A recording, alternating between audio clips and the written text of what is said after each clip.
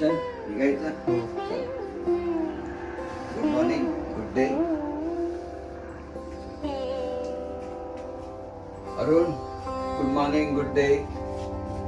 Irfan, good morning, good day.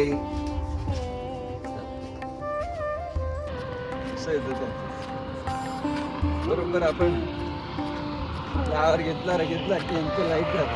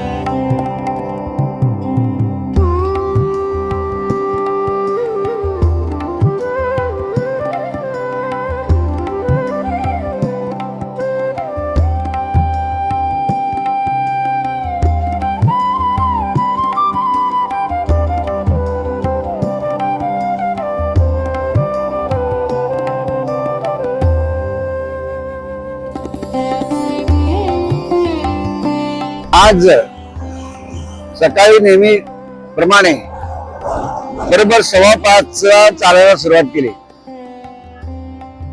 अविस्मरणीय सकाळ म्हणायला हरकत नाही. जसं लागलं ना चालायला सुरुवात केली ना ते लागोपाठ संपूर्ण वेळ त्यावर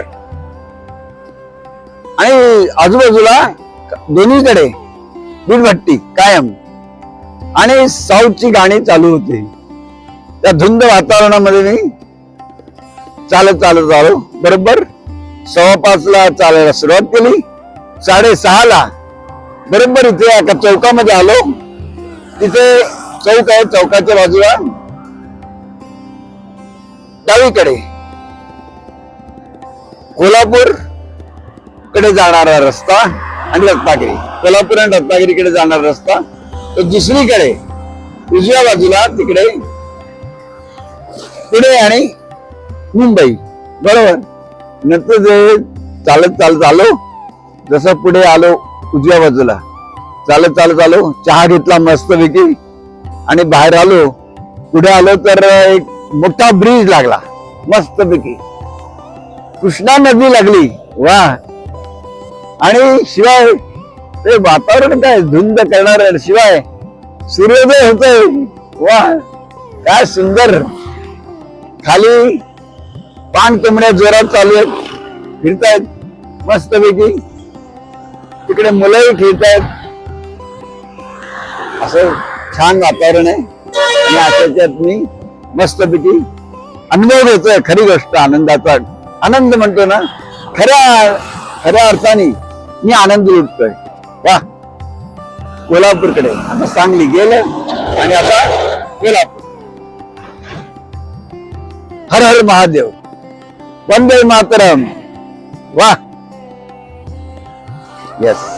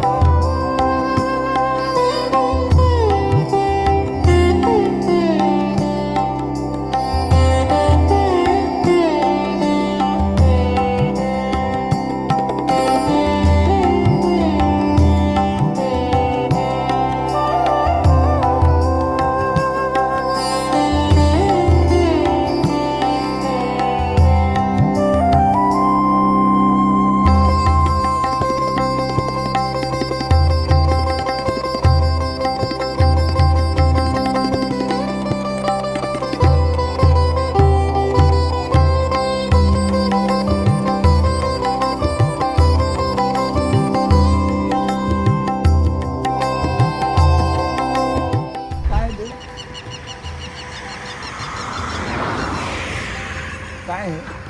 हे ऊसाचं रोप आहे. ऊसाचं रोप. हा. अच्छा, मग 86 10,001 265 हा रोप तयार होते. रोप तयार होणार. मग ते कधी लावणार, कधी कसं करे? हे दोन रुपये 60 पैशाला एक. अच्छा, किती? 200 2 रुपये 60 पैसे बस. हा, एक. असं हे संपूर्ण एवढं तेवढं देणार ना? हे एक एक. हे एवढं तयार होतंय हा, त्यानंतर. आणि त्यानंतर मग रानात नेऊन लावायचं. अच्छा. त्याला एक लावायचं. ऊस तयार होतो. हा हा हा, आलं लक्षात. ते कुठून आणायचं सगळं? हे ऊस कोणाचं शेतकऱ्याचं बघून घेऊन यायला लागतंय. हा हा 5,000-6,000 रुपये टनानं ऊस घेऊन यायला लागतंय हा. रोप. मग ते इथं मशीननं कटिंग करायचं, कोकोपेट मध्ये भरायचं, लावून भरल्यावर 21 दिवसात रोप तयार होतं. त्याला पाणी वगैरे? पाणी तसं ते मारायला लागलं. अच्छा, फवारा फवारा मारायचा त्याच्यावर. आणि हे किती दिवस त्याचं होईल? ते किती महिने लागतील? एवढं झालं ऑर्डर प्रमाणे ते तयार करून घेतोय. ऑर्डर प्रमाणे? मग ते बारामती, गुजरात हा. असं जाते. अच्छा. आता हे करणार मेन ज्याचा मालक कोण आहे आता? तो पाणी मारायला येतो. तोच आहे का? अच्छा, त्यातच आहे. चांगलं आहे. आणि हे काय झालं तुम्हाला? हे जरा लासा आहे, जलमताच आहे, वंशावळ आहे. हा वडिलांना होतं, हा. ते मला उठलंय. त्रास काहीच नाही? त्रास जरा उन्हाळ्यात जरा गवगवते. हा, एवढं बाकी नाही. उन्हाळ्यात 1-2 महिने, एप्रिल मे 2 महिने जरा त्रास करते. त्रास होतो. तुमचं गाव? हा, माझं गाव मुंबई. मुंबई. म्हणजे डोंबिवली ऐकून माहितीये थोडं? तिथे राहायला. जरा ऐकू कमी येते. हा, मी मुंबई डोंबिवली. मी संपूर्ण महाराष्ट्र चालतोय. मग जाता जाता असं काही दिसलं की जरा समजून घ्यायचं, बाकी काही नाही. काय नाही. हे इथं 3 जण भाऊ आहे. हा तो थोरला भाऊ आहे, तो मी आहे, आणि ते झेंडू केले की नाही, हा. ते एक काका आमचा. काका ते उदगावला राहतात. मग झेंडूचं काय आता हे झालेत ना, तयार झालेत? झेंडू चालू झाले की आता. मग आता कसं देणार? कसं ते अजून त्याचं उद्घाटन करायचं आहे. अजून एक 15 दिवस तोडायचं नाही. नाही? अजून ते उमलायचं, अजून पहिली तोड मूर्त करायचं आहे. हा. मग ते मुंबईला पाठवायचं. मुंबई, पुणे. त्याला भाव मिळतो का व्यवस्थित? छान.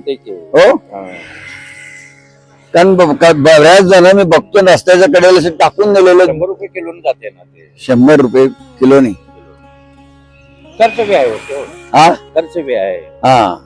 घेताना रोप 2 रुपये 60 पैशाला एक रोप करायचं. अच्छा. ते लावून केल्यापासून बेड हातरल्यावर 21 दिवसानं ते रोप लावायचं. अच्छा. 21 दिवस झाले की 1.25 महिन्यात कळीला येत. 2 महिने सीझन चालते. 2 महिने. कलर तोच आहे मात्र सगळा. ते काय वर्षात 1-3 पिकं घेतोय. आता हे काढल्यानंतर शेवंती करायचं. शेवंती? अच्छा. शेवंतीचं 2 पीक, हे 2 पीक. अच्छा. प्रश्न पडतो, आम्ही हायवेला जातो रस्त्याने, तेव्हा काही वेळा ते असं टाकलेलं का दिसतं? का असं टाकलेलं असतं बऱ्याचदा? ते टाकलेलं असतं. का टाकतात असं लोक? स्क्रॅप जे माल आहे हा, हा. का, ते बघलेलं टाकायला लागतं. अच्छा. कारण का ते नेऊन लावलं, ते ऊसाला का नाही ठिसलं फुटतात, ऊस वाढत नाही. हा. त्याला अंश असली का नाही, हा. असं डोळं, प्रत्येक डोळ्याला का नाही, अच्छा. डोळ्याला कांद्याला का नाही डोळं फुटतात. हा. स्क्रॅप मग ते बघलेलं टाकायचं. आता हे सगळं स्क्रॅपच आहे बघ. स्क्रॅप का? अच्छा. हे असं म्हणून मग आता हे आहे का नाही, आता इकडे बघा, आता हे रोप येत आले का नाही, हा आता हे आलं नाही इकडे, हा हे हा हे आले काय, नाही. हे स्क्रॅपला जातोय. अच्छा. स्क्रॅप, त्याला काय पैसे काय काय नाही, गेलं गेलं गेलं तर गेलं. छान आहे. पण मग अंबाबाईला हा, कोल्हापूर काय, कोल्हापूर. हा, हा, हा. मी चालतो सगळं संपूर्ण महाराष्ट्रात चालतोय.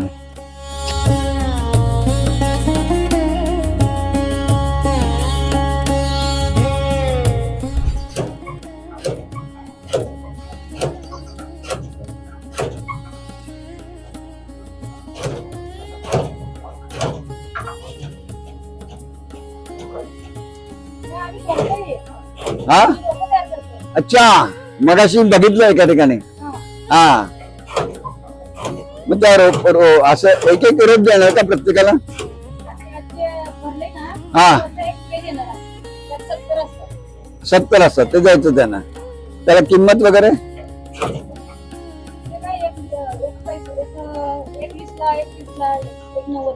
असं द्यायचं. अच्छा, मग तू असं किती वेळ करणार हे? अच्छा, भरायला. अच्छा, मग त्याला मोलमजुरी काय? 300 रुपये. मग दिवसभर करायचं. मग असेल ना जेवण वगैरे करायचं असेलच, ओके नाही? हा छान आहे.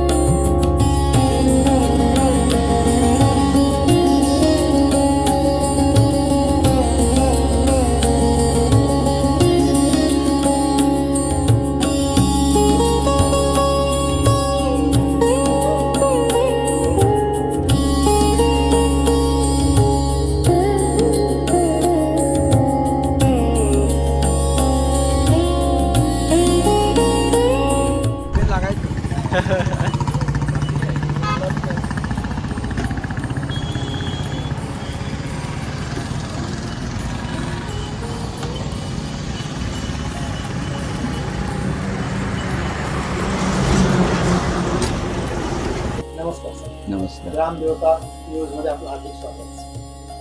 मी सकाराम जाधव. आपला परिचय सर? माझं नाव विद्याधर बुसकुटे. आपण किती दिवसापासून हा पायी प्रवास करताय? माझा प्रवास म्हटलं तर बराच आहे लक्षात. खास करून श्रीनगर ते कन्याकुमारी 4000 किलोमीटर 4 महिन्यामध्ये मी पूर्ण केलं पदयात्रा. दुसरी पदयात्रा किबिथू अरुणाचल, इथून चीनची सीमा दिसते, तिथून ते पोरबंदर, म्हणजे पूर्व पश्चिम दोन्ही झालं. म्हणजे तेही 4000 किलोमीटर 4 महिन्यामध्ये पूर्ण केलं चालून. हा तिसरी पदयात्रा साबरमती आश्रम माहिती आहे अहमदाबाद, तिथून खाली कन्याकुमारी ते शांतिनिकेतन कलकत्ता, हे संपूर्ण समुद्र किनारा 4752 किलोमीटर चालून मी पूर्ण केलेला आहे. हा प्रवास किती दिवस पासून चालू केला आपण? ते 5 महिने आणि 8 दिवस झाले ना एकूण. बघा प्रत्येक वेळी ना. सर मला एक सांगा की आपण जी सुरुवात केली पदयात्रेची केव्हापासून केली? वयाच्या किती वर्षापासून? एक्झॅक्टली मी 40 वर्ष बँक ऑफ इंडियामध्ये नोकरी केलेली आहे. त्यानंतर 62 लक्षात माझं वय 62 झालं ना, तेव्हापासून माझी पदयात्रा सुरू झाली. ते 67-68 पर्यंत माझं चालणं चालू आलं का सर? हा त्याच्यामध्ये तुम्हाला काय आता नंतर मध्ये एक गॅप झाला, ते नंतर आता 73व्या वर्षी पण मी आता पदयात्रा चालू आहे. कारण काय माहितीये का, पदयात्रा भरपूर झाल्या माझ्या. लिम्का रेकॉर्ड झाले, इंडिया बुक ऑफ रेकॉर्ड झाले, एशिया बुक ऑफ रेकॉर्ड, म्हणजे चालण्याचे रेकॉर्ड सगळे झाले. पण सध्या मी बाहेर का पडण्याचं कारण काय माहिती का, वयाच्या 73व्या वर्षी, कारण मी पेपरमध्ये सतत वाचत आलो की महाराष्ट्रामध्ये शेतकऱ्यांची आत्महत्या होत आहेत, आणि मी फक्त घरामध्ये बसून राहायचं, म्हणून मी पुन्हा 73व्या वर्षी पुन्हा चालायला सुरुवात केली. 31 ऑक्टोबरला चालायला सुरुवात केली.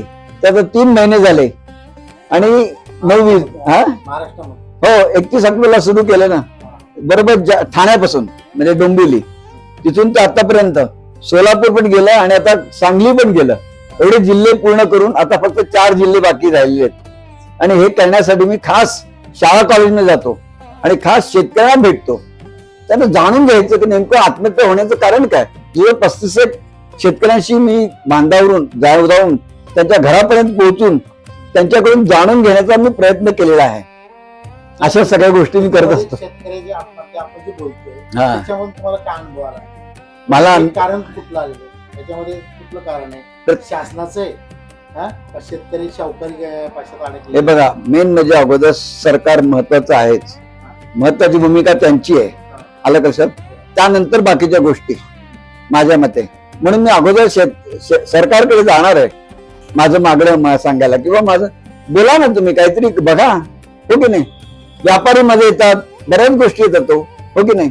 पण कारण सरकारने त्याकडे लक्ष द्यायला पाहिजे ना, असं माझं म्हणणं आहे, हो की नाही. बरं, आणि ह्या तरुण पिढीसाठी आता तुमचा संदेश काय असणार आहे, किंवा तरुण शेतकऱ्यासाठी संदेश काय असणार आहे? मुलांना सांगायचं कारण, तरुणांसाठी सांगायचं कारण म्हणजे मी शाळा कॉलेजमध्ये का जातो, कारण शांतता, मानवता, शिक्षण, पर्यावरण, कन्या भ्रूण हत्या, बालमजुरी यासाठी प्रचार आणि प्रसार करण्यासाठी मी शाळा कॉलेजमध्ये जातो, लक्षात. आणि आज जवळजवळ 250-300 शाळा कॉलेजमध्ये गेलेलो आहे. तसंच मुंबईमध्ये बाहेरमध्ये सिनियर सिटीजन साठी मी जातो, हो की नाही. हा प्रचार आणि प्रसार करतो. आणि मेन माझं मत चालण्याच्या मागे मुख्य म्हणजे ब्रह्मांड मला साथ देतं. पृथ्वी, आप, तेज, वायू, आकाश आणि ब्रह्मांड माझ्या पाठीशी आहे. म्हणून मी उन्हामध्ये थंडीमध्ये किती चालू शकतो, कारण वरचा बघतोय माझ्याकडे, त्यामुळे माझं सगळं होऊ शकतं. तरी आणि शरीर साथ देतो. हा, नाही तो माझ्याकडे बघतोच, काळजी घेतो, त्यामुळे नाही तर काय शक्य आहे, हो की नाही. मला जाणवतं ते प्रत्येक ठिकाणी. म्हणून चांगली माहिती दिला, हा. त्याबद्दल आमच्यातर्फे तुम्हाला शुभेच्छा. हा, परत आपली भेट होईल, व्हावी, हा. त्यावेळेस सुद्धा आपण भेटूया. येस, आज सकाळी 5:30-6:30 वाजता सांगली मागे गेलं, पुढे चालून आम्हाला कृष्णा नदी दिसली. ती बघितली की मला पुन्हा एकदम छान वाटलं. म्हणजे मस्त की नदी वाहत होती, विशेष म्हणजे. नंतर आज आम्ही हातकणंगले या ठिकाणी आम्ही मुक्काम करतोय. जिल्हा आहे कोल्हापूर, आणि आता कोल्हापूर फक्त 20 किलोमीटरवर आहे, हो की नाही. आणि माझं रात्रीचं जेवणही झालेलं आहे आणि सकाळी पुन्हा कोल्हापूरकडे वाटचाल करणार. सर्वांना शुभरात्री.